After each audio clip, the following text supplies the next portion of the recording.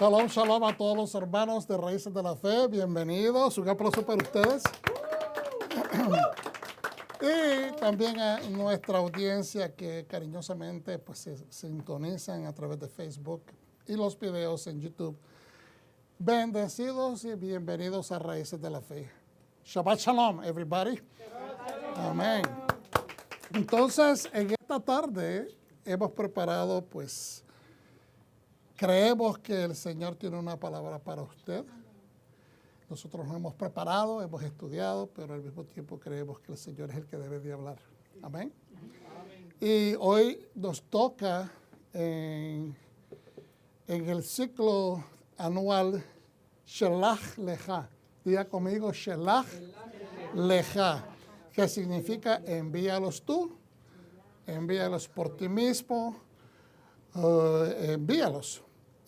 Y como subtítulo le he puesto a esta enseñanza, la secuencia invisible de la idolatría. La secuencia invisible de la idolatría. ¿Y por qué decidimos ponerle este título? No es porque sea un título interesante y catchy, como se dice en inglés, que llama la atención, sino de que hay un procedimiento, a veces cultural, a veces psicológico, a veces social, que está ahí, enfrente nuestro, y por costumbres o porque a veces perdemos la perspectiva o la concentración, esa secuencia empieza a tomar lugar dentro nuestro y nos lleva a una sutilidad idolátrica que nosotros no percibimos. No es que nosotros estemos tratando de idolatrar, porque nosotros entendemos intelectualmente de que Dios es a quien nosotros amamos, es a quien nosotros adoramos, es el único y verdadero Dios. Y valga mencionar lo que Dios no quiere que hagamos ningún tipo de imagen acerca de Él, ni cosas del cielo, ni cosas de la tierra, ni cosas de los aires, ni cosas de las aguas. ¿Ok? Entonces, es importante entender eso. Entonces, ¿cómo nosotros vamos a idolatrar?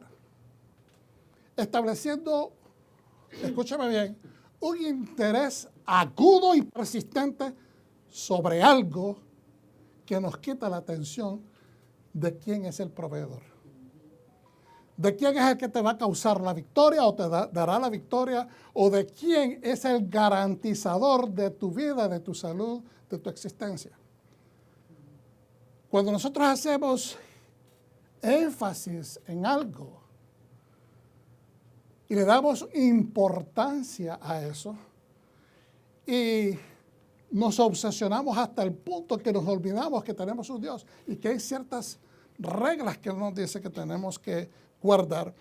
Y déjeme ser claro, no estoy acusando a nadie, ni estoy persiguiendo a nadie porque tengan metas específicas de estudio, de negocio, de buscar una meta económica, de buscar mejorar, de buscar amplificar su vida, ampliar su vida, perseguir nuevos.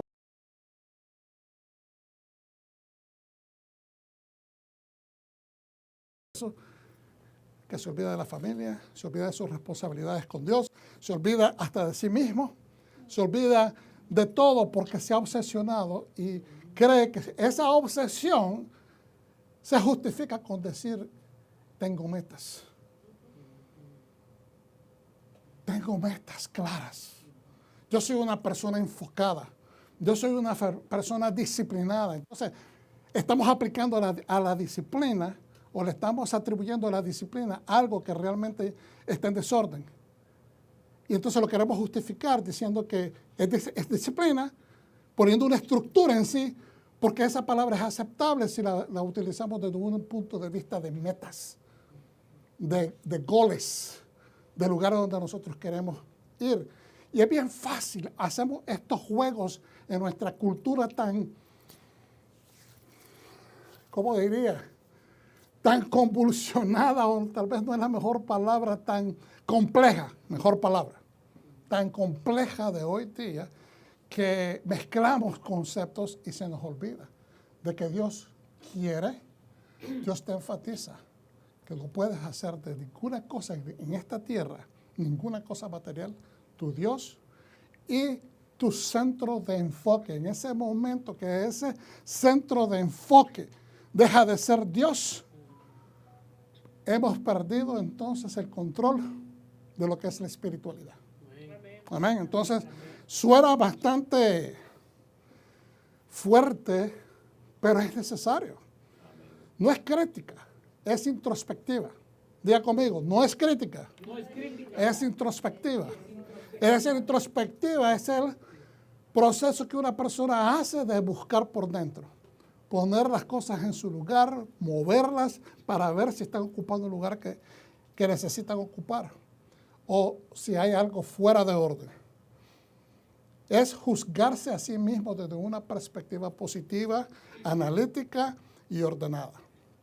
En Shelah Leha estaremos viendo números 13:1 al 15:41, que es lo que completa la parashá, pero vamos a enfocarnos, creo que son en 2 capítulos o 2 secciones de 2 capítulos.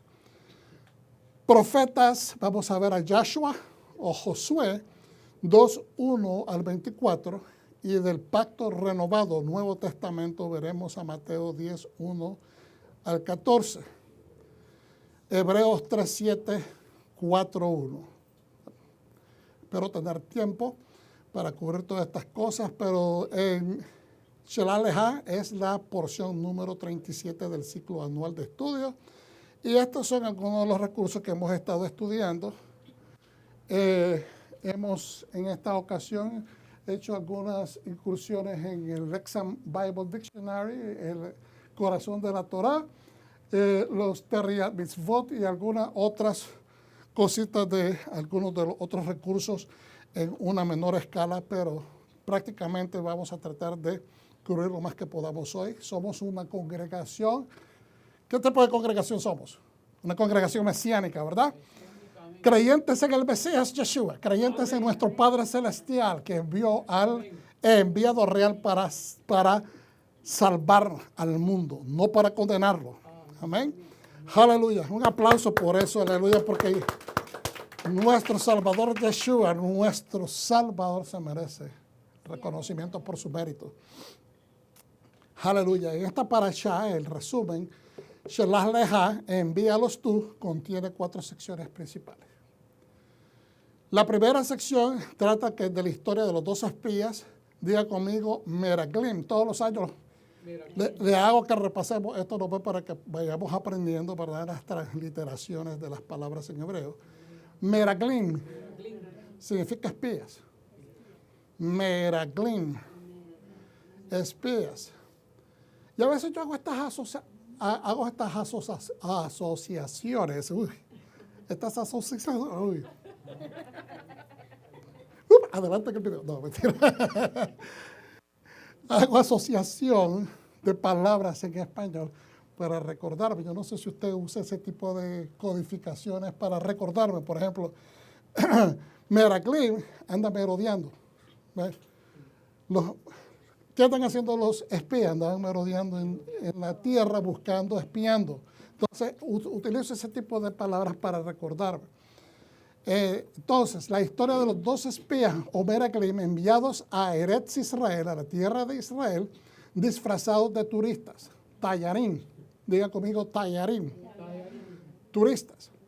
2 de ellos presentaron un panorama óptimo y positivo para la conquista, mientras que 10 de ellos regresaron con un mal informe, llenos de temores, quejas y rechazos. Temores, quejas y rechazos. Temores, quejas y rechazos. Recuérdese eso. Por la tierra prometida. Se fueron con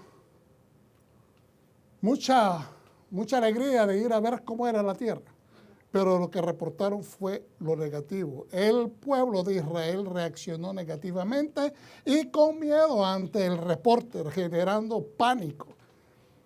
Pánico, no miedo, pánico. Uno puede sentir temor, puede sentir miedo, pero el pánico es cuando ese temor ha tomado completo control psicológico hasta el punto que afecta tu físico, empiezas a temblar. Y te trae una especie de catatonia, le digo yo, ¿verdad? que no te puedes mover porque no puedes ni pensar. ¿Okay? Entonces el pueblo de Israel reaccionó de una forma negativa con miedo ante el reporte, generando pánico y rechazo al plan del Eterno. Generó rechazo a todo el plan del Eterno. Si ellos no llegan a la tierra prometida, ahí se para el plan. La ira de Hashem se encendió hacia Bnei Israel. Se molestó el Señor porque fue una afrenta, fue una ofensa. Segundo punto, las leyes del Korban Hatat son las leyes que tienen que ver con ofrenda por purificación. Usualmente se traduce de pecado, pero es purificación. Todo lo que tiene que ver con purificación ritual, que es la física, la de afuera, la del cuerpo, con la purificación interna, que es la del espíritu, la de la mente, tiene que ver con purificación. Entonces, aunque sea de pecado, aunque sea por pecado, es purificación porque va a purificar el pecado. Si es externa, va a purificar lo que esté sucio, lo que esté inmundo. Entonces, las leyes del Korban Hatat, ofrendas por purificación, en este caso del pecado, que se presenta en particular por el pecado de la Avodah Zará o la idolatría. Diga conmigo, Avodah Zará. Que idolatría. El tercer punto que miramos es el veredicto del hombre que recogía leña en el Shabbat. Eso es bien interesante. ¿Dónde surge este hombre durante en el momento de los escritos? ¿Y por qué este hombre decide hacer eso? ¿Okay? No está en la escritura, pero es interesante explorar. Cuarto, la mitzvah de los tzitzits. El mandamiento de los tzitzits, que son estos que usted mira acá. Entonces, hay una conexión intrínseca entre todas estas cuatro partes y es la esencia del pecado de los hijos de Israel, Bnei Israel. Ellos aceptaron el Lashon Hara, la lengua mala. Ellos recibieron el mal reporte, los que hablaron mal de la tierra que Dios prometió como una concesión, un regalo real. Fíjese bien, hermano, cuando un rey otorgaba regalos o concesiones de tierra, era porque esta persona había llegado a un nivel de confianza alto. Cualquier persona del pueblo no recibía una concesión real, un regalo o un regalo real, concesión real, significa que esa persona ya había pasado ciertas pruebas, ciertos escrutinios de la corona y se había establecido como una persona leal al reino, que amaba servir al rey, que era fiel. ¿Okay? En otras palabras, con esa concesión real, su nivel de nobleza, porque seguramente las personas más cercanas al rey tienen que tener un nivel de nobleza. Usualmente en todas las coronas, en todos los reinos sucedía así. No era cualquier persona que tenía acceso al rey inmediato. Entonces, de esa gente que se probaban ser personas de fidelidad, entonces se les hacían concesiones. Y esas concesiones eran terrenos con palacios, con ganados, con tierras de siembro, a veces con esclavos, ¿verdad?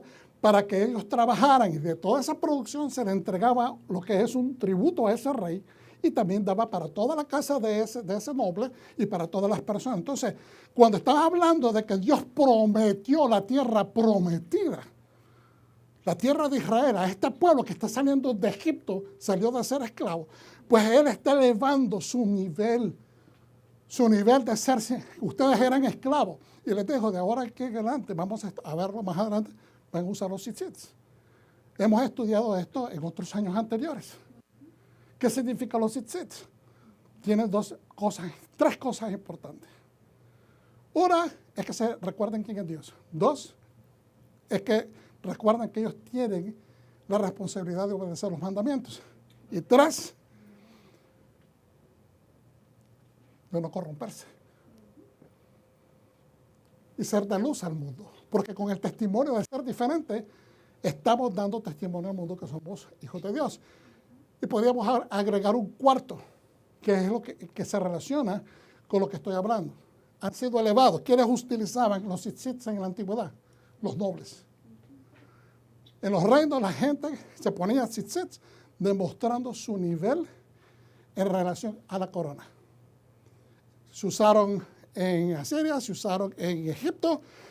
Hay pruebas de que esto es cierto. Entonces Dios les está diciendo, de aquí en adelante ustedes, como son mi secular, mi nación preferida, mi nación especial, mi pueblo santo, ustedes han sido sacados de ser esclavos para ser nobles. Entonces, les está dando a todo el pueblo de Israel la promesa de una tierra, es una concesión, es una entrega.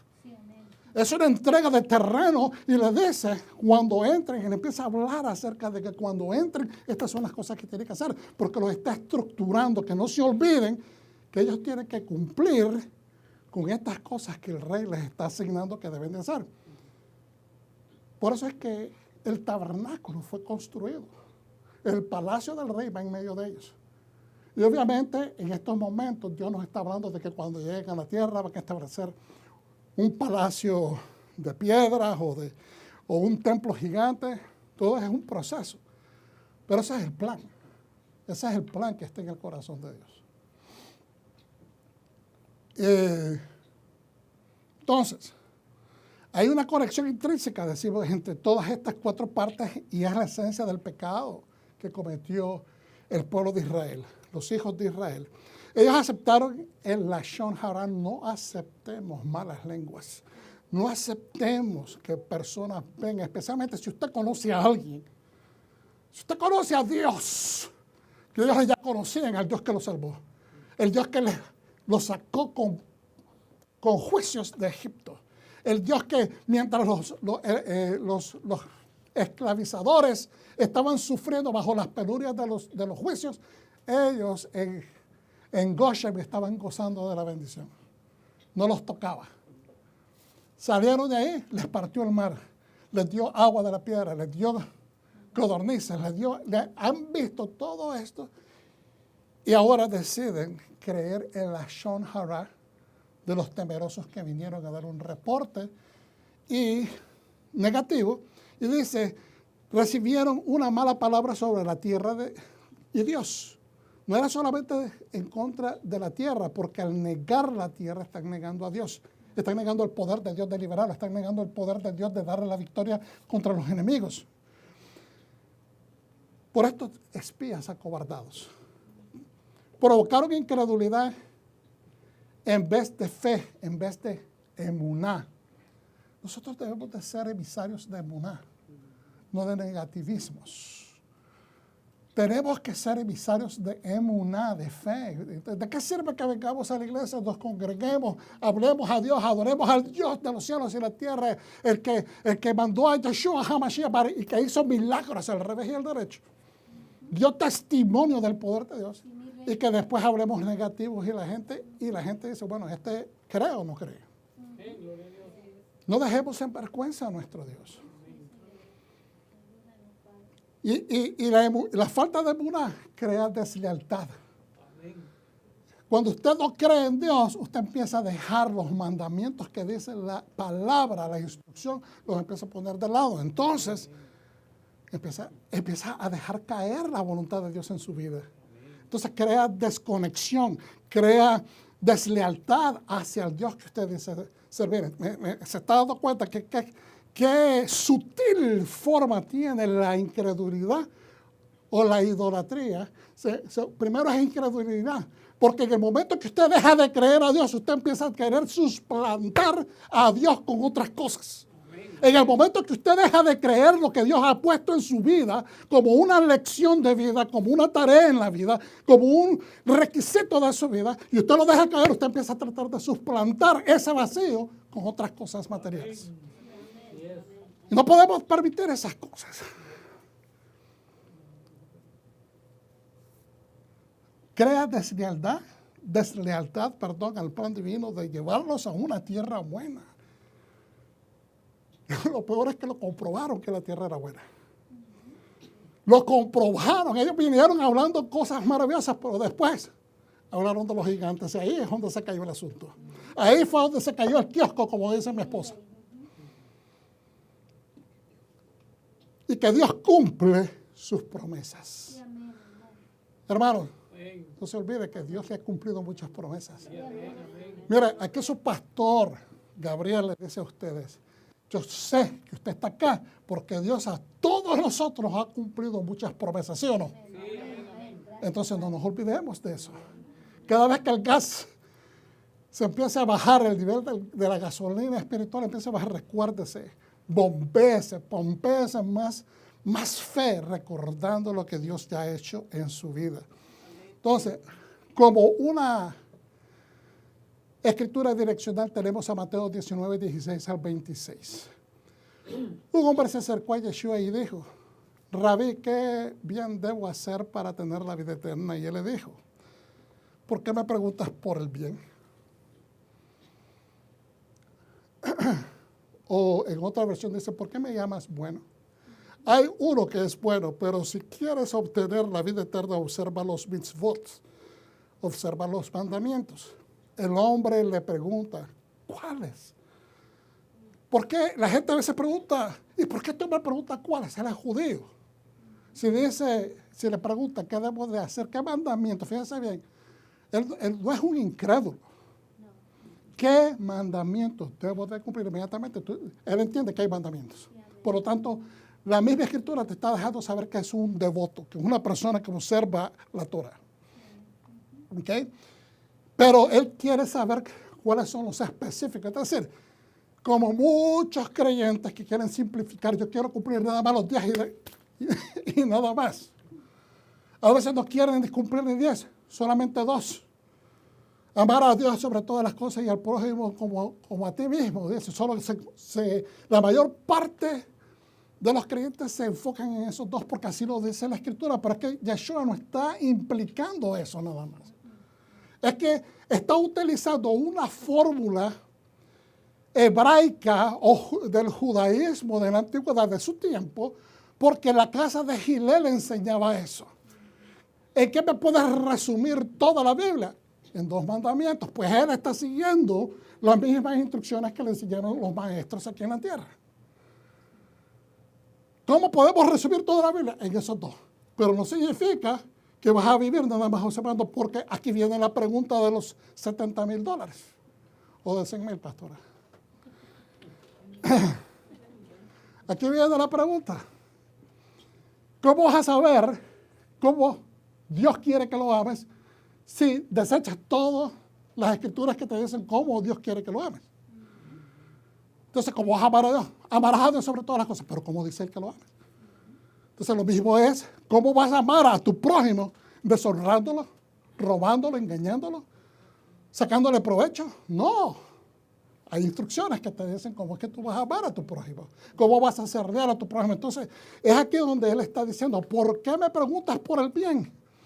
O en otra versión, como dije, ¿por qué me llamas bueno? Hay uno que es bueno, pero si quieres obtener la vida eterna, observa los mandamientos. El hombre le preguntó, ¿cuáles? Y Yeshua le dijo, no mates, no cometas adulterio, no robes, no des falso testimonio. Él está hablando de los 10 mandamientos. Honra al padre y a la madre y ama a tu prójimo como a ti mismo. El joven dijo, todo esto lo guardo. ¿Dónde todavía me quedo corto? Me gusta esta versión. Porque dice, ¿dónde estoy corto? ¿Qué es lo que me hace falta?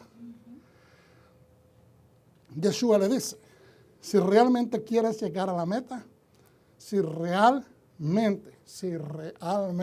estás hablando sinceramente y quieres llegar a esa meta, ve y vende tus posesiones, da a los pobres.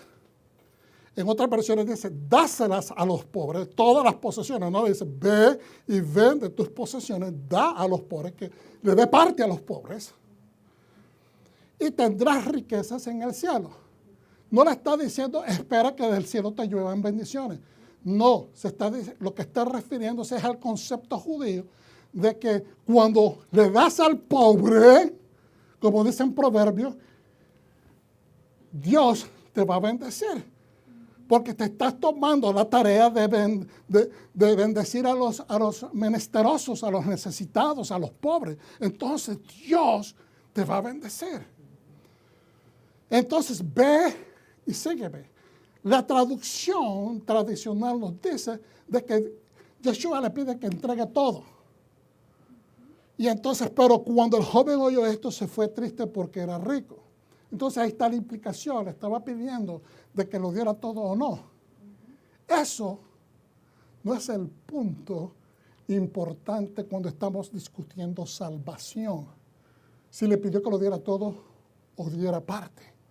Porque de todas maneras, ¿de quién es la propiedad? De él. Todo lo que él dé voluntariamente, especialmente con el propósito, con la inclinación, con la cabanada de beneficiar a los pobres, va a ser de bendición. La de completa o no la de completa. Porque Dios es un Dios justo. ¿Ves? Pero el punto acá es que es lealtad. Lealtad. ¿A quién le estás siendo leal? Estás hablando de ser leal a Dios.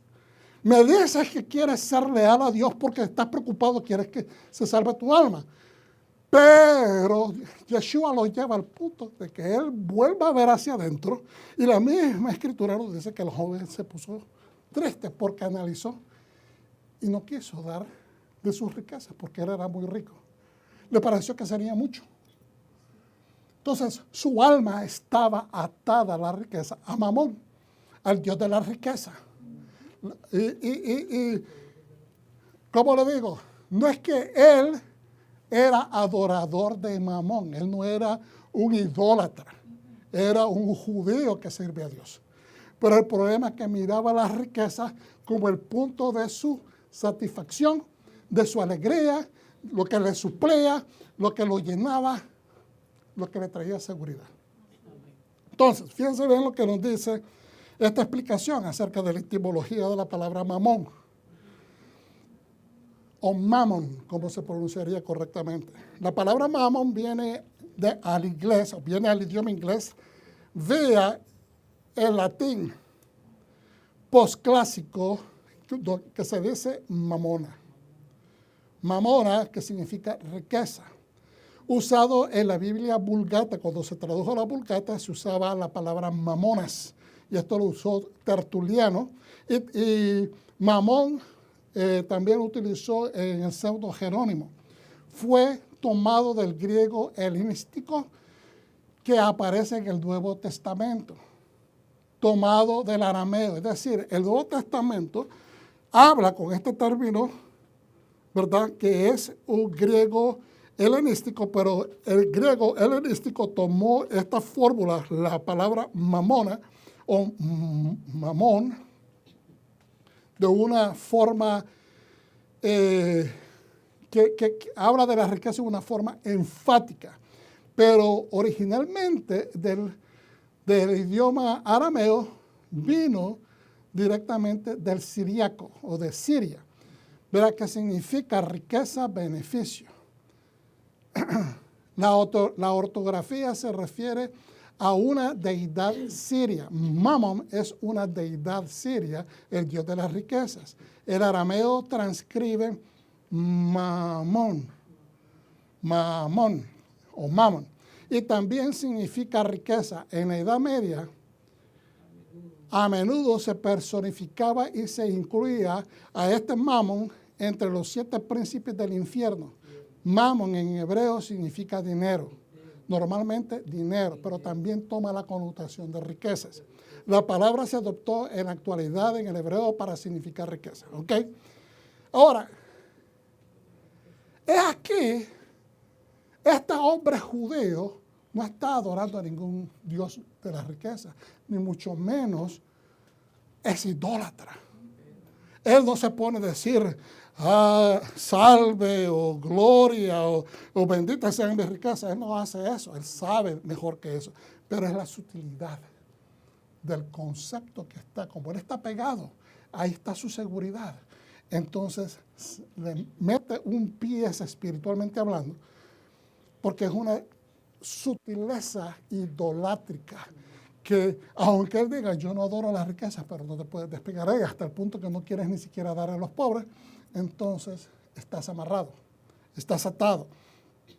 Y eso nos tiene que servir como un pequeño análisis, porque nos pasa a todos.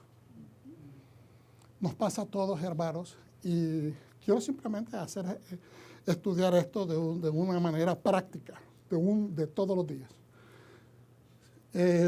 Yo estoy seguro que más de alguna vez ustedes han dado limitado tal vez unos últimos 20 pesitos de la semana o de la quincena para gastos. Y de repente usted mira una necesidad ahí en la calle. Y usted dice, esta persona necesita tal vez una madre sola con niños. Y vamos a decir que ya hemos pasado el escrutinio y ya sabemos que esta persona es real. Porque yo sé que hay muchas personas que piden profesionalmente allá afuera. Pero esto es algo real. Nosotros somos luz del mundo. No podemos iluminar, hermanos, a menos que el aceite se vierta sobre la lámpara y se prenda la mecha. Es decir, tenemos que quemar el combustible que tengamos a mano. En este caso pasa a ser el dinerito que tenemos. No lo tienen que entregar todo, es suyo. Usted va a tomar la decisión qué tan grande va a ser la generosidad que usted va a dar. Quizás usted dirá, yo no me quiero quedar sin dinero, voy a dar $10. ¿O sabe qué? Usted le pregunta, tal vez platicó con una persona y dice, yo quisiera comerme un pancito para ahorita con mi hija, con mi hijo. Usted se va, hace la compra, refresquito, lo que sea, y usted le trae a esas personas y tal vez le deja otros 5 pesitos de más. Y usted se quedó con su viejo o le quedaron 7 pesos, lo que sea. Mi punto es que a veces pensamos, es que es lo único que tengo. Cuando usted piensa de esa manera, es lo único que tengo, y usted lo puso Dios enfrente de una necesidad. Yo no estoy tratando de atacar a nadie. Quiero ser franco, sincero, transparente. Yo no estoy diciendo que usted es una persona mala si usted hace lo contrario. Yo no estoy criticando nada de eso. Estoy tratando de incentivarnos a entender la situación que Yeshua le está diciendo a este varón. Él pudo haber alumbrado mucho, dando, y se iba a garantizar la bendición sobre su vida. Es más, ¿acaso a Job, que perdió todo, no le devolvió todo lo demás y con aumento? ¿Acaso Dios no ha dado siempre con aumento? Pues entonces esta es una de las cosas que nos dejan ver que si nosotros nos prendemos de ese billete y no queremos y tornamos la cara, volteamos la cara de la necesidad, no estamos alumbrando, no somos luz del mundo. Porque esa necesidad, tú llegaste a la conciencia, tuviste el tiempo y no decidiste hacer aquello. Sabiendo que aquel te va a proveer. Sí, amén. Tenemos que creer en aquel que nos ha prometido más allá de lo que nosotros podemos pedir y pensar, imaginar. ¿Usted cree que solamente Dios nos va a dar sabiduría si la pedimos? Nos va a dar la provisión cuando la damos espontáneamente. Entonces, en el momento que nos agarramos y no queremos soltar, ¿qué hicimos de ese billete? Mamón. No tiene que ser que usted idolatre a un ídolo. Es el punto que te está diciendo, lo necesito. Me va a hacer falta. Entonces te estás apegando a algo y Dios te ha puesto una necesidad enfrente. Hay una forma muy judía de ver en este punto de vista, porque esto se trata de lealtad. Hermano, cuando usted le está dando a esa persona necesitada, a ese menesteroso o menesterosa, usted no está siendo leal a esa persona. Usted está siendo leal al patrón, Yeshua, nuestro Salvador, que Él dio la vida, dio todo por usted. Entonces tenemos que vivir de acuerdo a ese ejemplo, así de hacerle un aplauso fuerte, aleluya, porque lo merece. Entonces tenemos que, en esa bondad y justicia, también tenemos que ver honor y vergüenza. Esa persona está en vergüenza y nosotros podemos mejorar aunque sea ese día, esa tarde y provocar un aleluya, un gloria a Dios de una persona que está menesterosa y necesitada. Entonces estamos provocando más lealtad a Dios, más reconocimiento que hay un Dios verdadero, y no lo está diciendo usted con palabras, no lo está predicando, sino con los hechos está levantando el honor del Dios que nosotros decimos que adoramos y amamos, veneramos y somos leales a Él. De eso se trata. La manera judía de decirlo es prácticamente que nos salvamos un alma, cuando salvamos a una persona, es como que salvamos al mundo. Salvamos a esa persona hoy porque no tenía que comer.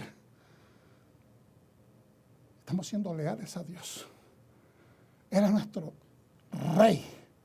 Su hijo es nuestro patrón, nuestro rey aquí en la tierra. Y a ambos le estamos dando honra y honor.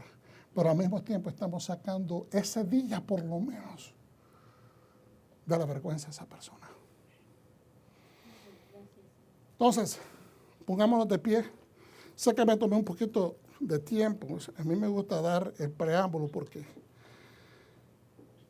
vamos a hacer la oración de todo corazón, hermano. Berajú et Adonai hamevorah. Baruch atah Adonai Eloheinu melech haolam. Asher bahar banu mikol ha'amim. ונתן לנו את תורתו. Bendecido es Yahweh y bendito es Él. Bendito eres Adonai, nuestro Elohim, Rey del universo, quien nos escogió entre las naciones y nos instruyó con su Torah. Bendito es Adonai, dador de su Torah. Amén. Pueden sentarse, hermano. Gracias. Y bueno, Shalal Leja, vamos a ver en números 13 del 1 en adelante. Adonai le dijo a Moshe: envía hombres de tu parte para que reconozcan la tierra de Canaán, la cual voy a dar a los hijos de Israel. De cada tribu ancestral envía a alguien que sea un líder en su tribu. ¿Qué está haciendo el rey? Aprendemos unas. Estoy hablando del rey del universo, Yahweh, Hashem. ¿Qué viene haciendo el Eterno desde atrás? Cuéntalos, levanta cabezas. Está haciendo por protocolo, dándole honor a cada una de las tribus. Porque el trabajo que Dios nos ha venido enseñando es que, aunque nosotros los creamos insignificantes, cada uno de nosotros tiene, ¿qué es la palabra que usamos? Singularidad. Él singularmente te ve. No te mira como el montón. Él nos mira como uno solo cuando estamos en reunión, cuando estamos en la ejad del servicio. ¿Ves? Cuando estamos en la convocatoria, en la santa convocatoria, como en este momento, nos mira como uno, pero en tu casa, en tu vida, él mira tu singularidad. Y Él está pendiente de tus necesidades individuales desde la más pequeña, aunque nosotros pensemos que no. Pero entonces, ¿qué es lo que hace Él?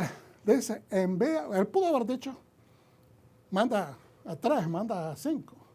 Pero Él quería que cada una de las tribus tuviera participación ecuánime en todo el proceso. Que cada una de las tribus fueran representadas. Y entonces Moshe los despachó del desierto de Param, como Yahweh había ordenado. Todos ellos eran hombres destacados entre el pueblo de Israel, es decir, eran príncipes, eran líderes. Estos son sus nombres. De tribu de Rubén, Shamoa, hijo de Zacur.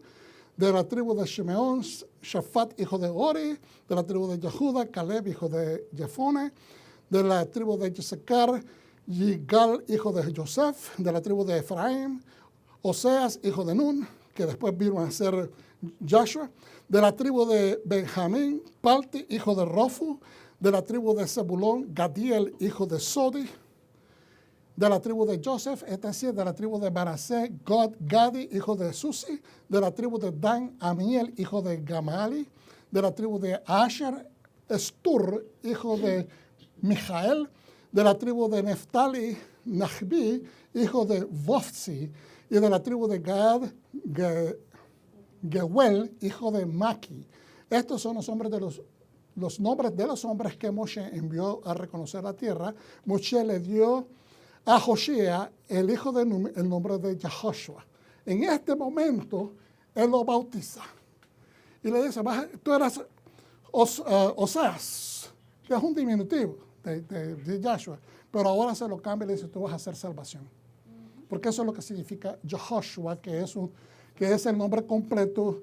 Yeshua es el nombre corto, es un nickname más corto del nombre de salvación. Entonces tú vas a traer la salvación a este pueblo. En otras palabras, pones sobre los hombros de Josué, tú eres el jefe de este escuadrón, o de esta cuadrilla, o de este pelotón, como usted le quiere llamar, pero te estoy poniendo un nombre.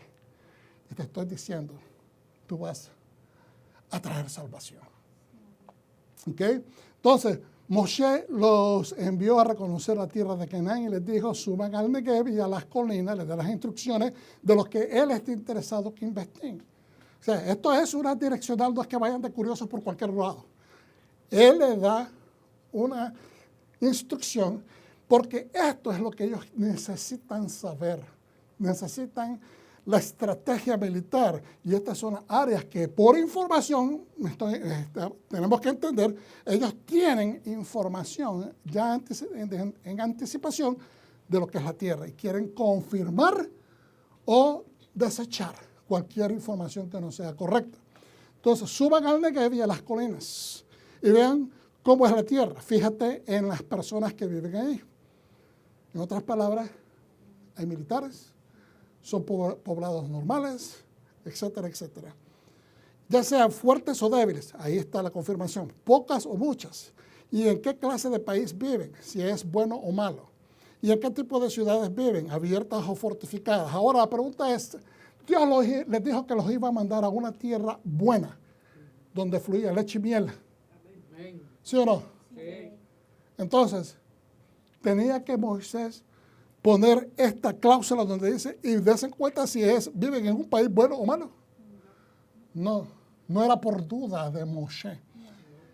Moshe, cuando Dios le dice, envíalos tú, es porque quiere que ellos mismos confirmen la voluptuosa belleza de la tierra, lo abundante de la tierra, lo bonito de la tierra, lo verde, lo productivo, que merecía ser llamada herencia de parte de Dios, que es un otorgamiento real que el rey les está dando, no porque nos sirva, sino porque es bueno.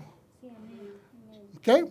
Entonces, es para que se convenciera, como cuando usted va a comprar un vehículo, o va a comprar una casa, vamos a poner una casa. Usted va a ir a visitar unas cuantas casas y después de eso usted va a escoger con cuál es la que usted se va a quedar. Usted no va a escoger la primera que encontró, a la larga termina siendo la primera que usted vio. Pero hay un proceso de eliminación que usted tiene que hacer. Entonces, ¿con qué es la que se va a quedar? Bueno, después de haber hecho todas las calculaciones, precio, lugar, lujos, bonitura, o belleza de la casa, el paraje, usted toma una decisión. Pues eso es lo que quería. El interés tiene que ir, el comprador tiene que interesarse. Eso es lo que Dios quería, que ellos mismos indagaran y vieran, se enamoraran de aquello. ¿En qué tipo de ciudades viven, abiertas o fortificadas? Todo eso es información militar. Mira si la tierra es fértil o estéril, si hay madera en ella o no. Todo eso es para construcción y para establecerse ellos. Finalmente, sean lo suficientemente valientes, sean lo suficientemente valientes. Sean lo suficientemente valientes como para traer de vuelta algo de fruto de la tierra. Ok, y aquí puede hacer este paréntesis.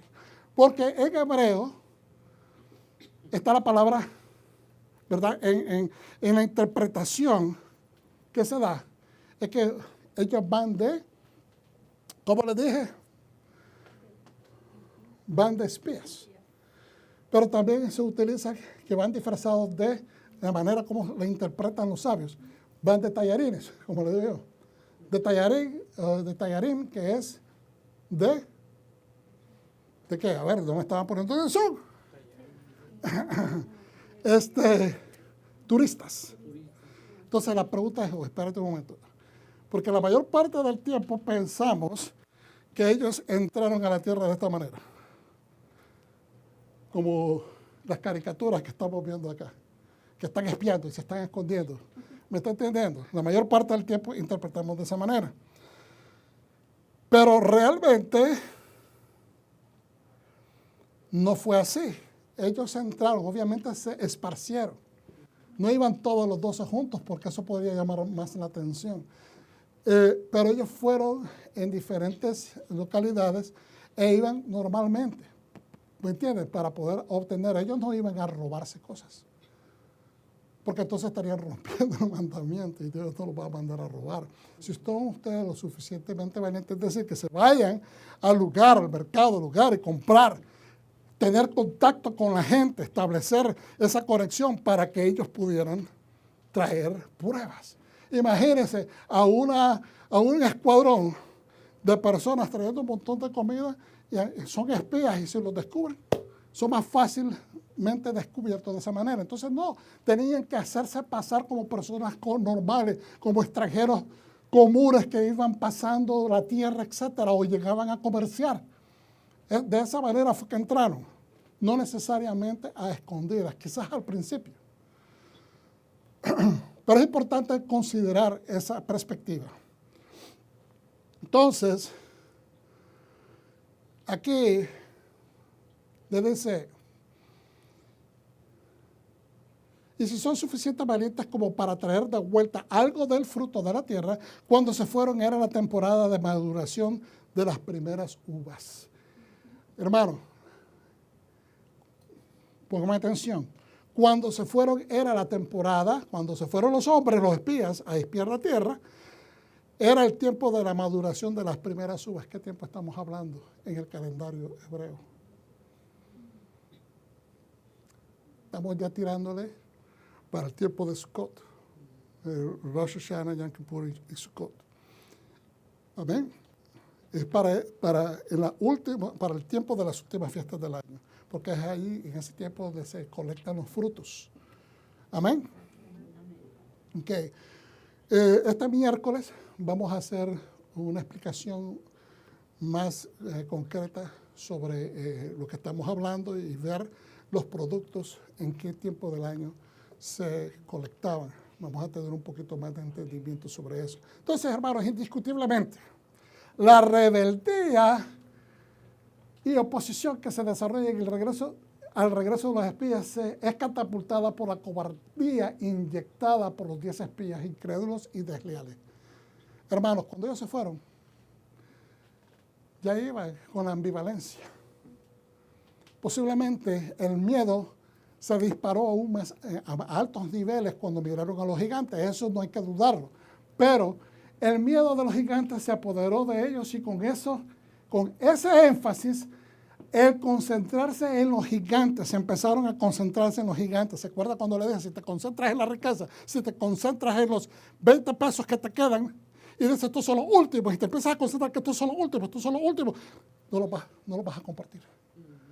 Y te vas a aferrar a ellos porque los estás viendo como tu última escapatoria, como tu último recurso. Entonces, aquí, cuando ellos miraron a los gigantes, todo lo bueno que habían visto, todos los frutos, toda la abundancia, todo lo tremendo de la tierra, todo lo verde, se fue al suelo, porque se empezaron a concentrar en los gigantes. Es decir, se olvidaron de la abundancia para enfocarse en una minoría. Aleluya. A ver, se olvidaron de la abundancia y se concentraron en una minoría. Los gigantes no sobrepoblaban la tierra. Ellos le aumentaron diciendo que la tierra se tragaba a la gente porque ahí había gigantes. Habían gigantes, verdades. Pero no eran una tonelada de gigantes. Entonces se olvidaron de toda la bendición de la tierra por una minoría. Se olvidaron hasta el punto que se olvidaron, hermanos, que eran un ejército de 603,000 hombres armados. Se está dando cuenta cómo el temor lo socava a uno la capacidad de poder ver la posibilidad de la victoria. Porque se enfocaron en algo que no tenían que enfocarse. Se olvidaron de que el Dios de los ejércitos era el que garantizaba la victoria. No era en el número de ellos. Pero estoy hablando como ser humano. ¿Me está entendiendo? Que se olvidaron el gran ejército que ellos eran. Por muy gigante que sea un gigante, con 20 hombres encima o 50 hombres encima no va a vencer un gigante. Por mucha fuerza de bestia que tenga. Estoy hablando nuevamente como ser humano.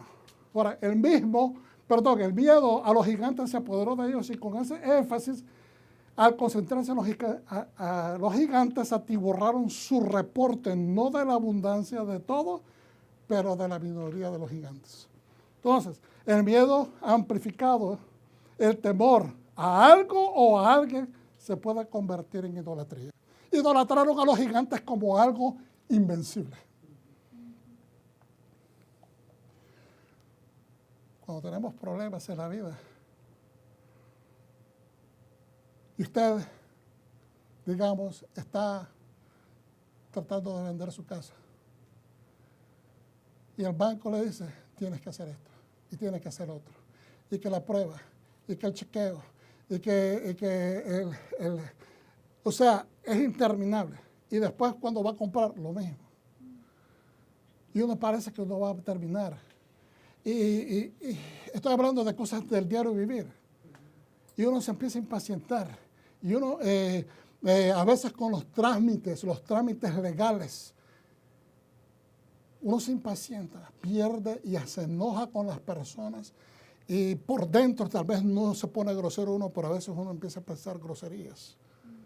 Y usted dirá, oh, pastor, ¿le pasa a usted? No, le pasa a todo el mundo. Porque uno se impacienta y uno tiene que tomar control del pensamiento interno. Porque eso también, una vez creo que lo traje en el 2018-19, traje el mensaje basado en esta misma paracha.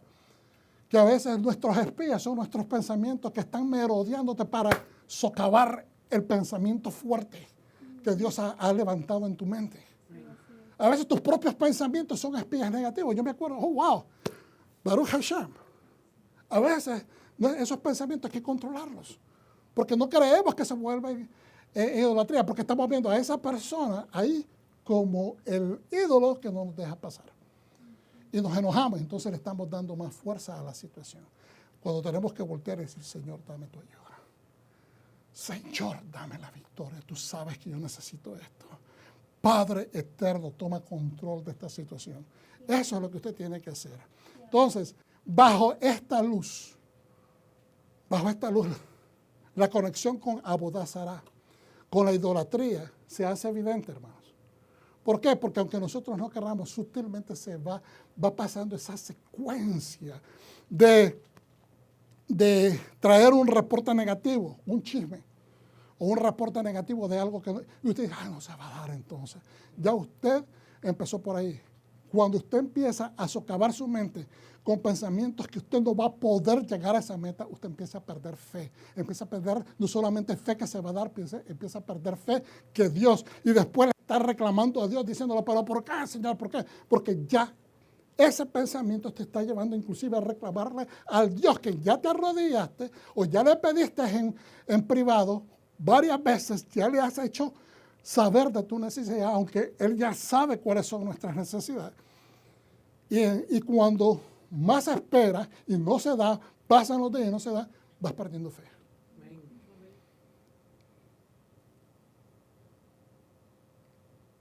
Porque le empezamos a dar énfasis al obstáculo y le damos vida al obstáculo. Lo hacemos ídolo en vez de buscar cómo levantar y exaltar al Dios que servimos. Por lo tanto, Abodá Zará dice, es la negación de Dios. Es exactamente, no necesitas tener un ídolo, es negar que Dios puede. Ok, una pregunta. ¿No dijo Hashem que cuando nosotros aceptamos su Torah, ahora nosotros que conocemos a Mashiach, cuando aceptamos a Yeshua creyendo que Él es el Salvador, ¿no nos dice que nuestra casa y nosotros en nuestra casa va a ser salvos? Amén, aleluya. Esa es la gran nueva del Nuevo Testamento. Las buenas noticias, las buenas nuevas. Entonces, significa que Dios tiene un compromiso porque Él dijo, entonces, como ustedes aceptaron, yo lo voy a hacer en mi pueblo y yo voy a ser su Dios. Al decir que Dios no puede, estás negando al Dios a quien sirve. Abodá Zará no es tener simplemente el ídolo. Adorar Zará es negar a Dios. La idolatría es negar que Dios puede. El Dios que tú sirves, si lo estás limitando, estás haciendo idolatría del obstáculo. Por lo tanto, los Benei Israel sufrieron una ruptura profunda dentro de su emuná. Hermanos, cuando el fundamento de su casa se rompe, hay un crack.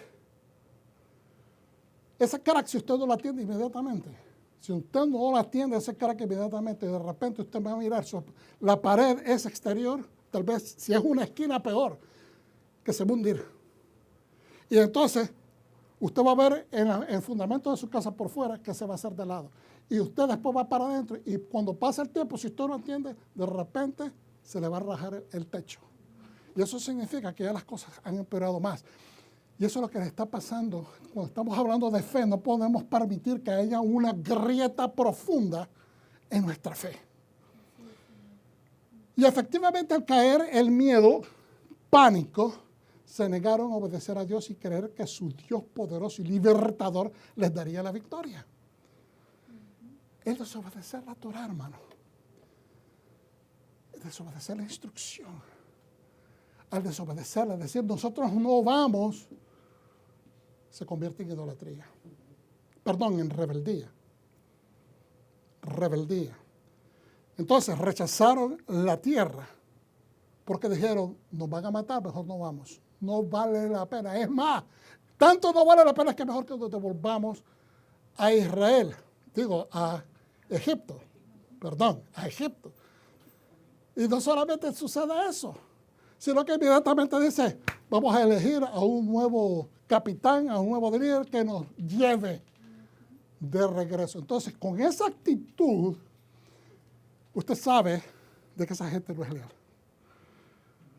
Esa gente, después de ver lo que he visto, comer lo que han comido, beber el agua que han bebido, mirar los beneficios y desecharlos, rechazarlos, ofender a Dios de esa manera, de rechazar los sacrificios del mismo líder. Es importante entender que cuando esto sucede, nosotros tenemos que hacer nuestra propia introspectiva cuando estamos pensando de esa manera, porque tenemos que hacer una caución interna. Nosotros mismos nos tenemos, la palabra sería pilotearnos. ¿Cuántos dicen amén? Amén. Hermanos, tenemos que pilotear nosotros mismos. El avión tiene su automático. El vehículo ahora los hacen automáticos, pero hay ciertas situaciones en que usted tiene que tomar el timón. Porque la computadora está limitada. No puede hacerlo todo. Entonces, hay momentos en situaciones como esta que usted tiene que pilotearse, porque ¿sabe qué? Ninguna persona puede entrar a su mente, a su cabeza, a su espíritu para cambiar, ayudarle a cambiar eso, solamente nosotros. Y solamente nosotros somos los que estamos viendo la pantalla grande de nuestros pensamientos, de nuestra fidelidad, de cómo estamos caminando. Entonces aquí no permitamos que se agriete nuestra plataforma, nuestro fundamento de emuná. Entonces dice, rechazaron la tierra prometida, rechazaron el liderazgo de Moshe y Aarón, diciendo que iban a elegir a otro líder, ¿verdad?, que querían regresar a la casa de servidumbre de donde salieron, prefiriendo regresar allá y morir allá. Por eso Hashem dijo lo que dijo. Los perdonó porque Moshe se puso en medio con tremendo discurso. Señor, no hagas eso.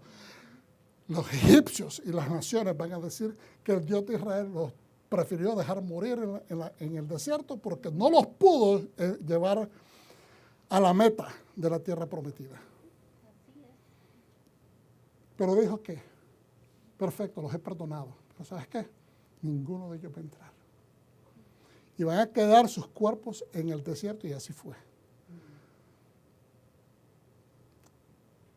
A veces el desagradecimiento o el ser malagradecidos no trae más que frutos amargos, hermano. Aleluya. Santo es el Señor. ¿Cómo vamos con el tiempo? Santo es el Señor. Entonces, conociendo la historia, pero aquí vemos los puntos importantes en el Números capítulo 13, hermano. Voy a ir rapidito, ¿ok? Los espías regresaron al desierto de Parán después de 40 días. Tuvieron un tiempo suficiente. Ellos no fueron, no fueron rapidito. Fueron en un tiempo que pudieron estrategizar en vez de pensar cosas negativas. De esa excursión regresaron a Moshe y dieron el reporte a la comunidad y el liderazgo, mostraron los ejemplos de los frutos traídos y dieron evidencia de la abundancia de la tierra de leche y miel. Notificaron sobre los gigantes, pero más allá del reporte militar, del reconocimiento, dieron una perspectiva desde la manera como ellos se miraron como langostas, ya lo hemos enseñado muchas veces.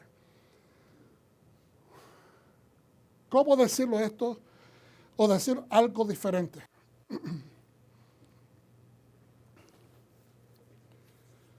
Usted sabe, no quiero ofender a nadie porque eso no es mi deseo, no. Pero lo digo de esta manera, utilizando el lenguaje que se está utilizando en las Escrituras. Pero la verdad, hermano, que todo, hasta el más fuerte, toda persona tiene un momento de langosta, pensamientos de langosta, pensamientos, ¿me está entendiendo? En su mente. Hay un momento, hasta las personas que invierten millones de dólares, esos son los que más cuestionan si están haciendo decisiones positivas, negativas, porque no quieren perder, ¿estamos entendiendo? Entonces, hasta ellos mismos que están acostumbrados a hacer ese tipo de transacciones, tienen experiencia, ellos también tienen un momento que los hace pausar, porque tienen ese momento de langosta, es decir, se miran que el gigante, el mundo financiero, ¿verdad? Y se miran ante ese, aunque tengan mucho dinero y tengan poder, al invertir a ellos, se sienten pequeños, porque es menos de lo que ellos van a tener en control y están poniendo en riesgo. Entonces, todos nosotros cuando vamos a empezar un nuevo trabajo, una nueva tarea, un nuevo proyecto, un contrato que adquirimos, queremos que las cosas salgan bien y a veces nos cuestionamos, tenemos el impulso, tenemos la motivación, estamos emocionados, pero siempre está ese pensamiento que dice, ¿y si no me sale bien? Pero dejarlo que se penetre y que se adueñe de todos nuestros pensamientos, esa es la tarea nuestra, no permitir que tome control de nosotros.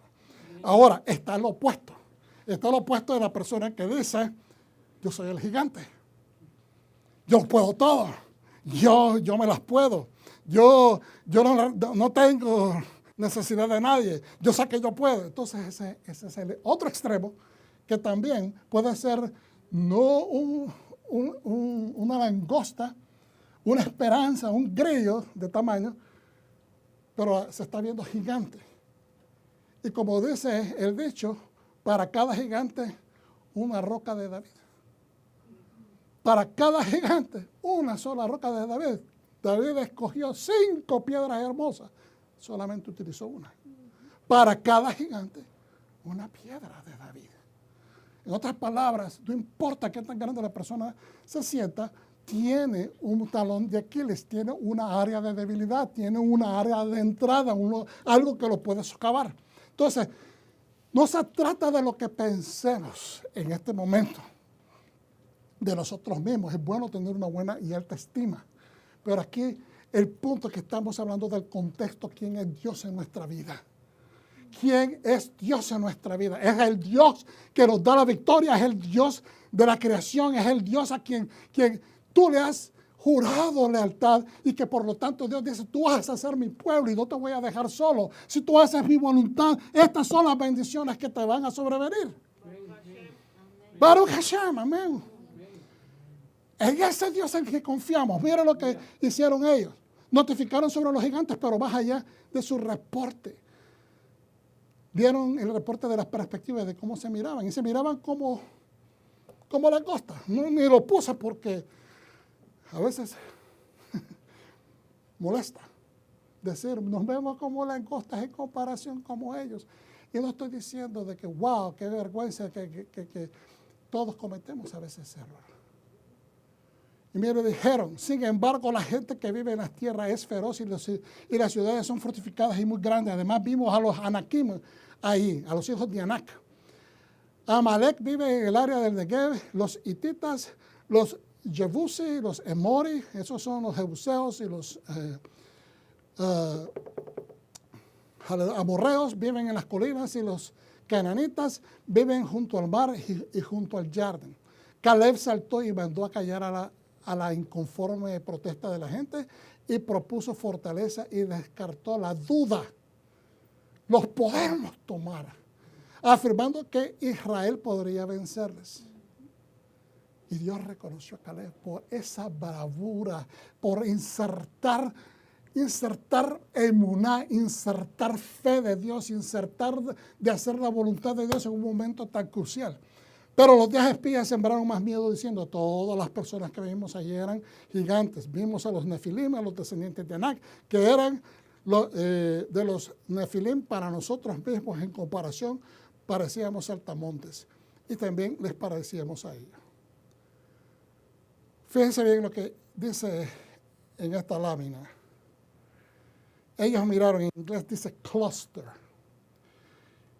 El valle de Eshcol, ellos fueron que le dijeron, le pusieron ese nombre. Ellos no tenían manera de llamarlo porque no son de esa tierra, pero dijeron, esto es Eshcol, esto es abundancia. ¿Ve? Porque ¿qué significa Eshcol? Es un nombre propio, así se le puso al valle de Eshcol, pero ellos fueron. De la raíz que significa unir, un racimo o racimo de uvas que están unidos. Y entonces se vuelve abundante, se vuelve grande. Un racimo de flores de hena. Y ahí le da las diferentes utilizaciones en diferentes versículos en la Biblia. Entonces puse acá a la derecha, esto está en, aleluya, en la Enciclopedia Estándar Bíblica Internacional. Cluster en inglés, shkol en hebreo, unir o racimo, agrupación, cúmulo, conjunto, conglomerado, agregado, ramillete, colgajo o gajo, manojo. Todo eso significa, o sea, los sinónimos de la palabra racimo. Entonces, cuando usted dice eso y le está dando el nombre del valle de los conglomerados, está utilizando una terminología de abundancia. Está utilizando un término que implica que hay bastante. ¿Okay? El lugar por los espías, dice, el valle de Eshcol término dado al lugar por los espías debido al conglomerado y abundancia. Entonces, había abundancia en el valle de Eshcol. Eso es lo que tenemos que interpretar fuera de este versículo. Dice, entonces, ¿por qué concentrarse en la minoría de los gigantes y no en la abundancia de la promesa? Porque cuando ellos se fueron, ya iban en sus pensamientos atados. Iban en sus pensamientos pensando negativamente. No sé si estaban apuntando algo. Aleluya. Santo es el Eterno. Amén. Estoy a punto de empezar el final. Aleluya. Estoy a punto de empezar a terminar. Moshe y Aarón, frente a la rebeldía y el rechazo al regalo divino, a la concesión real. Dios le estaba diciendo al pueblo, tú eres ahora un pueblo real, ya no eres esclavo, tú eres un pueblo real, por lo tanto te estoy otorgando una tierra.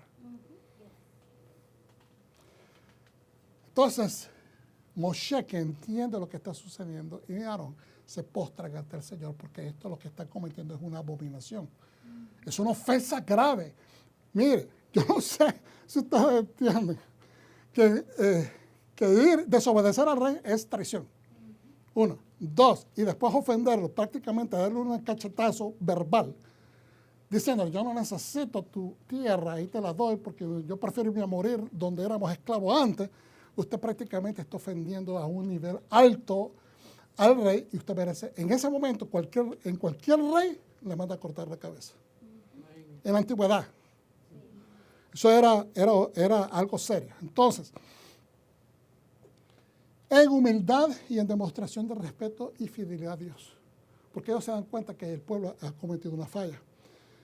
Pidiendo misericordia ante la agresión contra él, Hashem desciende en la nube al Mishkan, ¿verdad? Y habla con Moshe.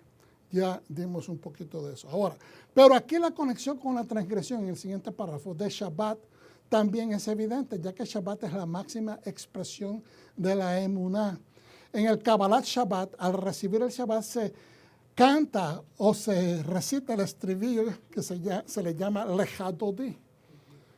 Adelante o vamos, amado. Entra en paz, corona de tu esposo, en felicidad y júbilo. Vamos, amado mío, a saludar a la novia, que novia es el Shabbat. A la presencia del sábado, démosle la bienvenida, y es un pedido del amado. ¿De quién? De Dios.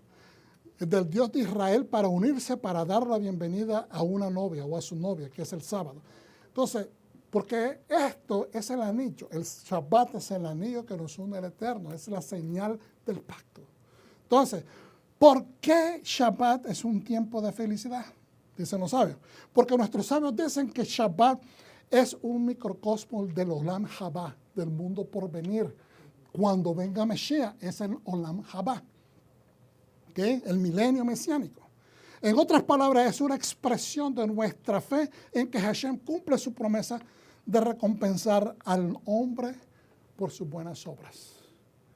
El Olam Haba es el término, el tiempo donde Dios va a dar premios al hombre, sus galardones al hombre por sus buenas obras. En el Olam Haba, en el mundo por venir, no entran los infieles, no entran los que no creyeron, no entran los que no recibieron ni la Torá ni tampoco el testimonio de Yeshua.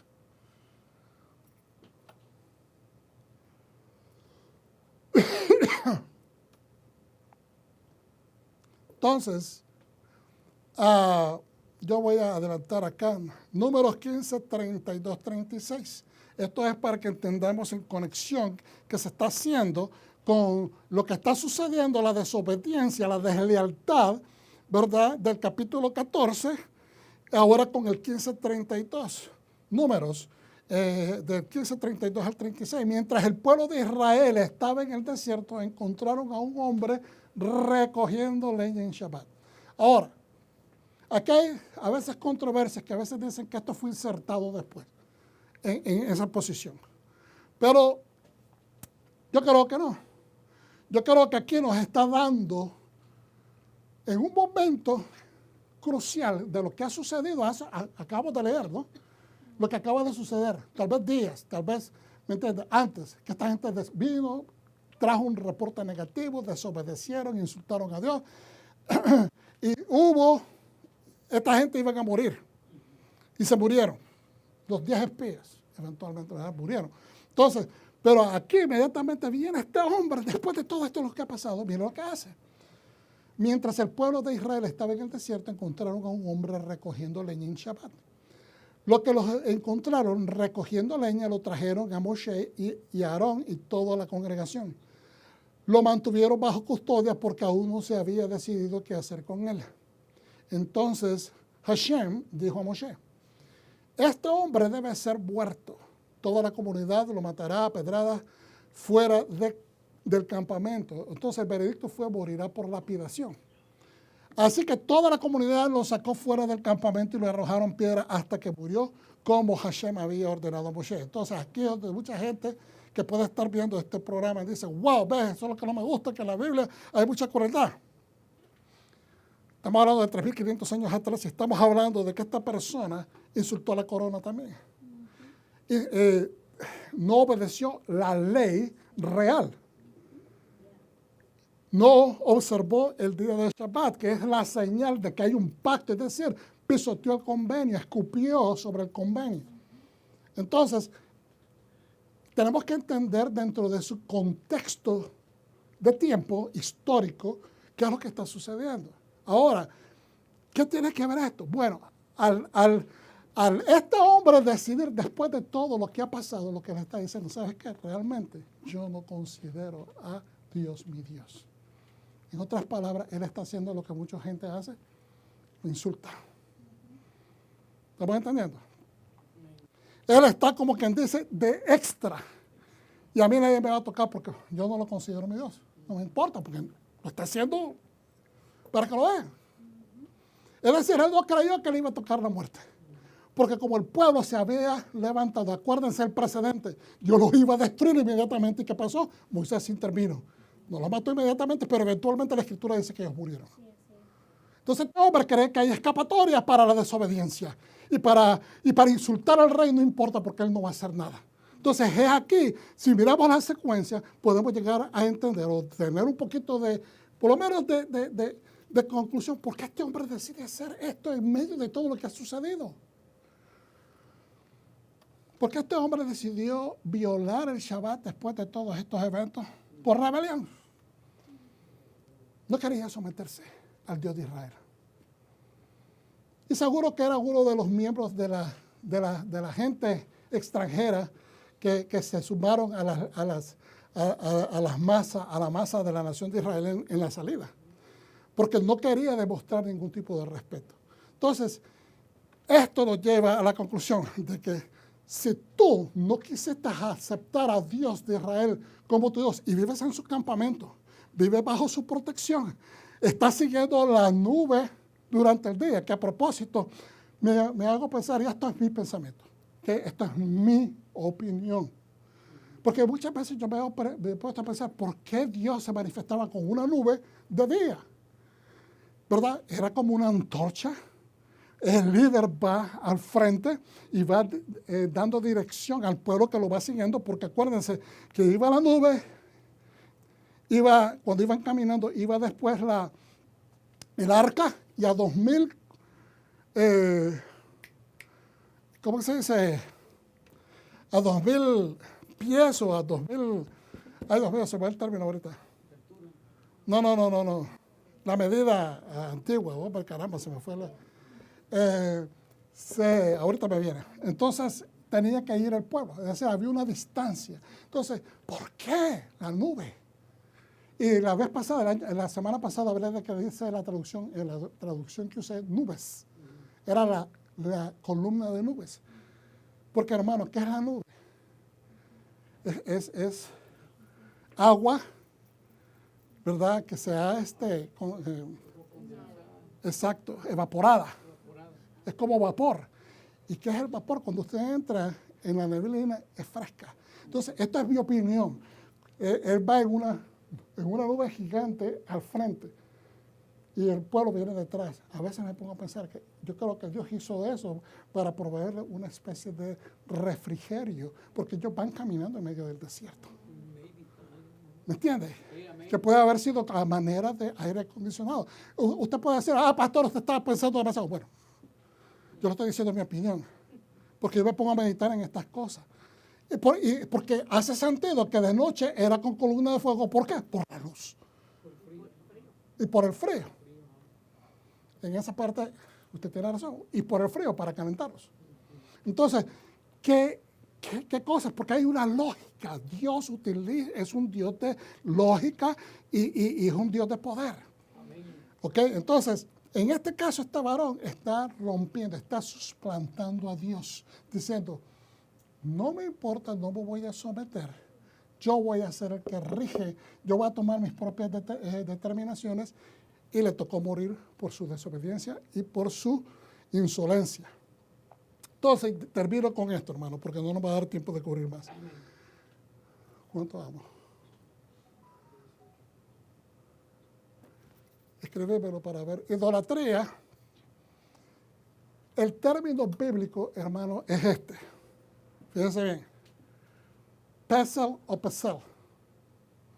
¿Ok? La palabra idolatría en la Biblia aparece como pesel, ese término bíblico. La adoración de imágenes hechas para representar hasta el mismo Dios. Si alguien hacía una imagen como cuando hicieron el becerro de oro, ¿y qué es lo que dijo Aarón? Obviamente, Aarón lo hizo esto porque lo amedrentaron. Seguramente lo amenazaron que lo iban a matar si él hacía algo. Entonces, ¿qué dijeron ellos? Porque no sabemos lo que le haya ocurrido a este Moisés que nos sacó de Egipto, ¿verdad? Entonces, ¿qué están? Ellos temiendo, supuestamente temiendo, de que algo le pasó a Moisés.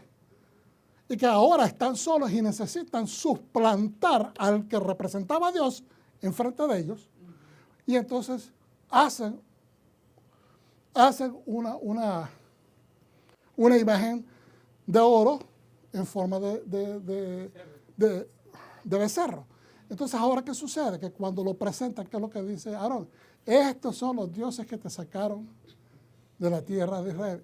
Aunque hayan tratado de aplicarle a ellos el pensamiento, mira, este es Dios, pero vamos a utilizarlo como representación de Yahweh, porque ¿qué es lo que es la cabeza? Y se representa en interpretación antigua, en el idioma o lenguaje paleohebreo, como la cabeza de un toro. ¿Estamos entendiendo? Entonces, este es el Dios que es tu líder. Este es Yahweh, tu líder. Entonces, no se podía hacer eso. Porque el mismo Dios dijo, o sea, ellos no habían recibido la ley todavía. Por eso es que Dios la prescribe. No te harás imagen de mí, ni de lo que hay en la tierra, ni de lo que hay en los cielos, ni de lo que hay debajo de la tierra. Entonces, pero Pesel, o Pesel, realmente en este momento no estoy muy seguro de dónde va el énfasis. La adoración de imágenes hechas para representar a Yahweh o cualquier otra deidad. Modernamente, la connotación de la palabra Pesel es diferente. No se utiliza para decir ídolo de idolatría, sino simplemente estatua, escultura. Entonces, a ver si quiero que entendamos. Bíblicamente hablando, esto aparece en la Biblia como Pesel, la idolatría. ¿Ok?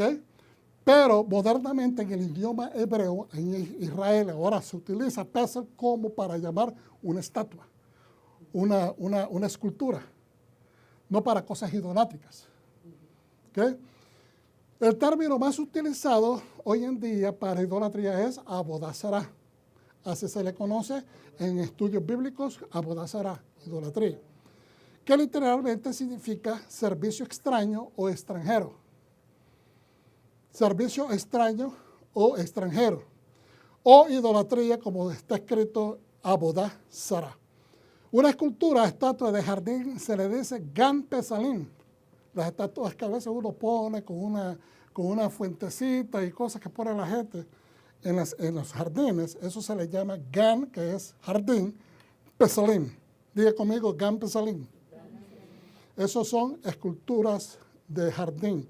Ahora, por ejemplo, hay una escultura dedicada al amor en el Museo de Jerusalén, hecha por este señor Robert Indiana, conocido escultor, y se le dice Ahava Pesel, la escultura del amor. ¿Okay? Pero si usted quiere decirle a alguien, mira, ¿qué es tu pasatiempo? ¿Cuál es tu hobby? Usted quiere decir, bueno, yo soy escultor. En hebreo usted dice, mi pasatiempo es pisul. Pisul, mi pasatiempo es pisul. Pero cuando se usa esa palabra, cuando dice algo que fue descalificado, por ejemplo, algo que es kosher, un ejemplo. Este es un ejemplo, ¿verdad? Algo que es kosher, pero alguien ya lo tocó, lo manoseó, entonces dejó de ser kosher.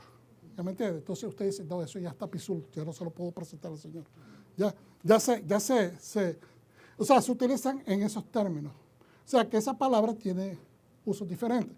Pero cuando usted dice, yo soy escultor, o soy una persona, mi pasatiempo es pisul, ellos saben que usted está diciendo que es un escultor de estatuas o de esculturas. Okay. Ahora, puede decir que su pasatiempo es pisul, que no necesariamente significa que usted es una persona que hace ídolos de idolatría. Que quede claro eso. Lo que han hecho los israelíes es tomar una palabra que tenía una forma, la que entró en el idioma hebreo a través de la Biblia. Esa es la primera que acabo de citar, que es Pesel. ¿Okay? Y le dieron otra connotación para poder tener dos usos. La que se refiere a escultura y estatua y la que se refiere a adoración pagana. ¿Okay?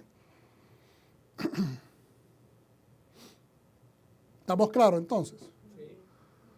Ok. Aquí están, en esta parasha hay 3 mandamientos. 2 son performativos y 1 es prohibitivo. ¿Okay? Son 3 mandamientos. En toda la porción de 3 capítulos está el Mitzvah número 385, que es un mandamiento performativo, y está establecido en Números 15:20, que dice lo siguiente: con los primeros de sus masas apartarás una torta para una ofrenda alzada. Y eso se refiere a lo que el Señor está prescribiendo, que cuando entren a la tierra ellos tienen que hacer estas ofrendas con todos los sacrificios. No se hablan de los sacrificios porque ya se han cubierto en otras porciones, pero dice que se debe de hacer en adición para perdonar cualquier falta que ellos hayan tenido durante el tiempo que estuvieron afuera o durante el tiempo que estén adentro, porque a alguien se le haya olvidado cumplir con un mandamiento. Esta es la manera como cubrían o expiaban la falta, que fue sin querer. ¿Ok? También está el número 15, 37, 38. Está documentado, ¿verdad? Más que todo en el verso 38. Yahweh dijo a Moshe: habla a la gente de Israel instruyéndoles a hacer a través de sus generaciones tzitziyot, que son, ¿verdad?, las franjas o los tzitzits en las esquinas de sus vestiduras, y poner con las tzitzits en cada esquina un hilo azul. Y ahí sucesivamente, después dice, debe ser un tzitzit para que miren y así recuerden todos los mitzvot de Yahweh. Entonces, ¿de quiénes son los mitzvot? Las instrucciones son de Dios. ¿A quién vas a honrar acudiendo a obedecer los mitzvot? A Yahweh. Y las obedezcan para que no anden por donde su propio corazón y sus ojos los lleven a prostituirse. ¿Qué sucedió con el ejemplo de los espías? Dejaron que sus pensamientos se prostituyeran a temor, por el temor al pánico, y por el pánico a la desobediencia, y por la desobediencia al temor, y por el temor nuevamente a desechar la promesa, y con desechar la promesa a ofender a Dios, y después terminar, ¿cómo se dice?, ofendiéndolos aún más profundamente, diciendo que van a reemplazar al líder para que alguien los lleve de regreso a la casa de esclavitud. Entonces, esa es la secuencia de cómo la idolatría se mete en nuestra casa espiritual.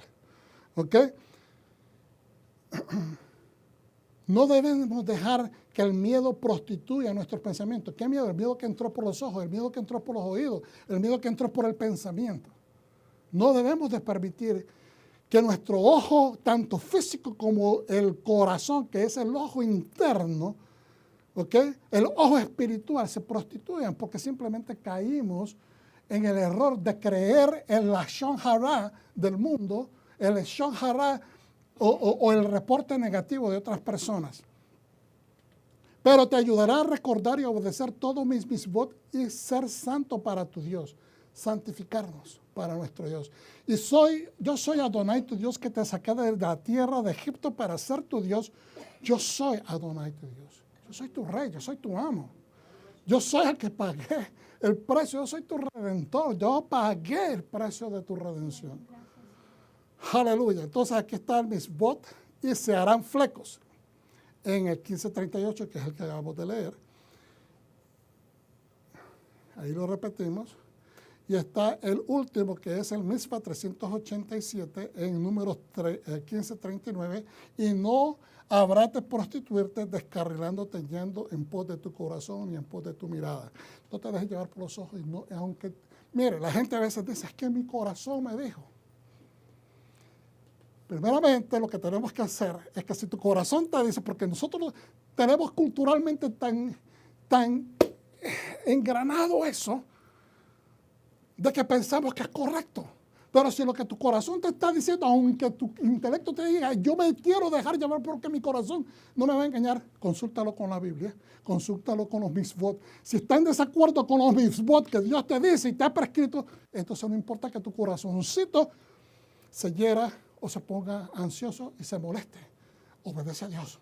Porque eso es lo que te garantía la santidad, eso es lo que garantía que no te prostituyas. Y si tú cumples esto, Dios va a cumplir su promesa de bendecirte. Sí, ¿cuántos dicen amén? Aleluya.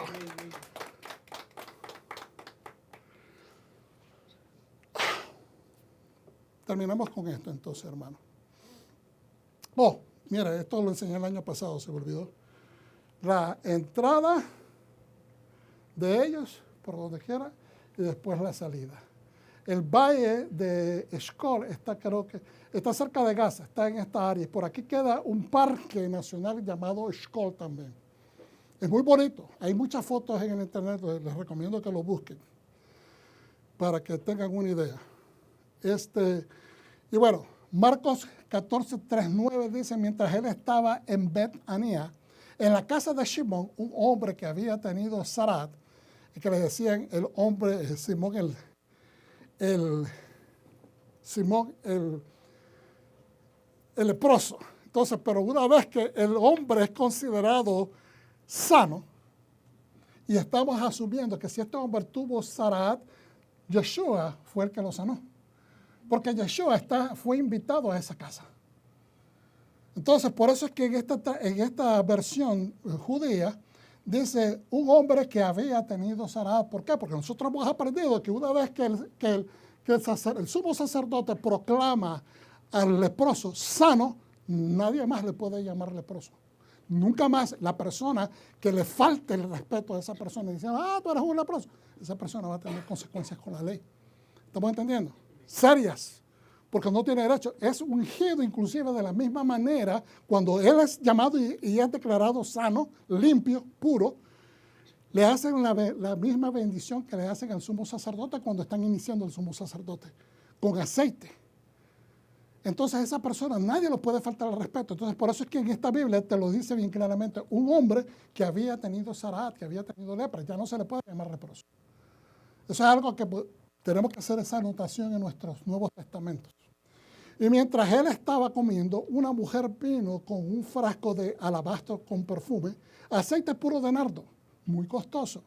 Ella rompió el frasco y derramó el perfume sobre la cabeza de Yeshua, pero algunos ahí enojados se decían a sí mismos, ¿por qué este desperdicio de perfume? Pudo haber sido vendido por 300 denarios, el salario de un año, y dado a los pobres. Y la regañaron. Pero él les dijo, dejadla. ¿Por qué la molestan?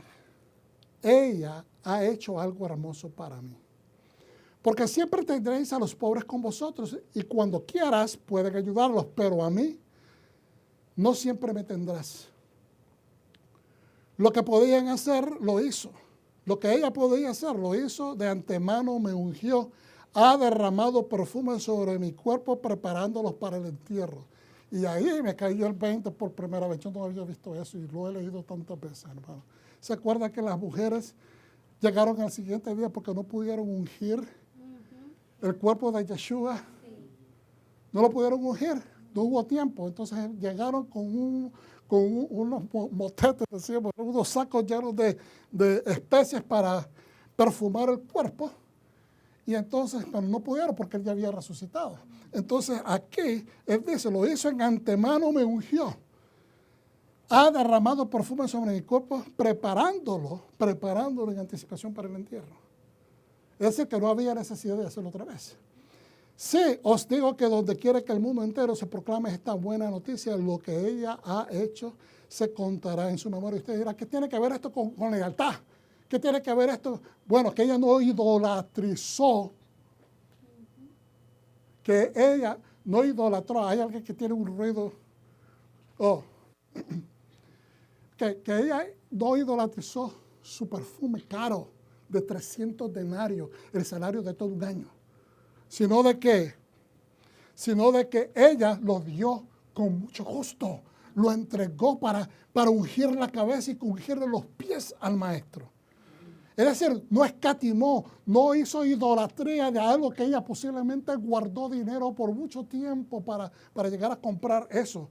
O quizás, una vez mencioné yo esto, que quizás ella lo había dejado en sus momentos puros como mujer, que se iba a casar y lo había dejado para ese momento.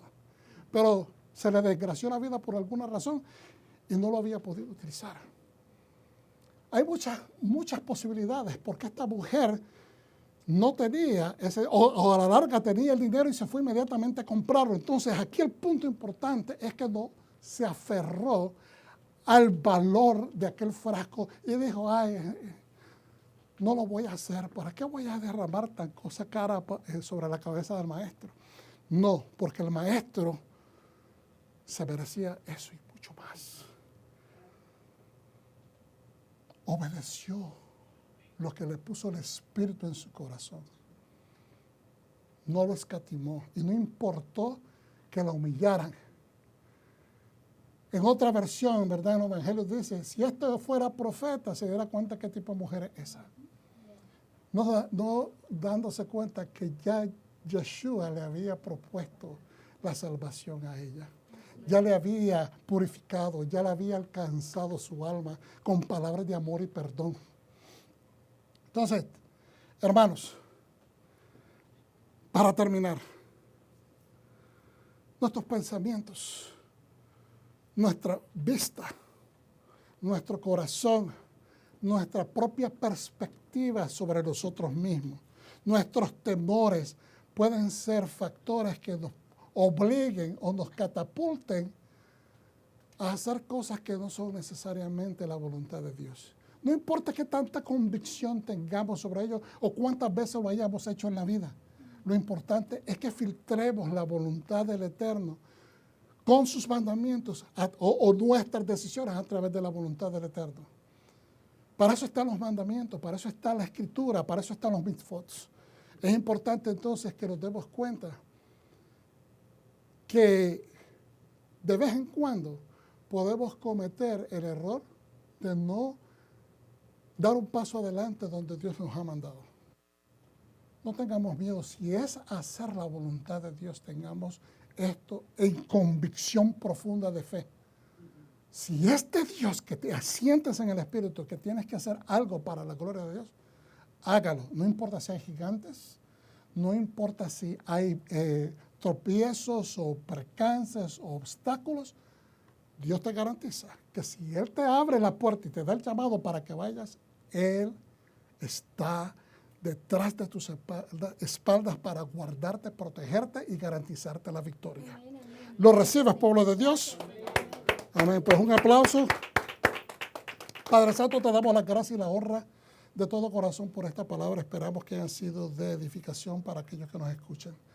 Señor, te damos honra, gloria y adoración. Y esperamos, Señor, que esto vivifique nuestra fe y que caminemos en observancia de tu voluntad. No de lo que nosotros querramos, porque nuestros deseos ya están incluidos en tu voluntad. En el nombre de Yeshua HaMashiach lo pedimos. Amén. Shalom.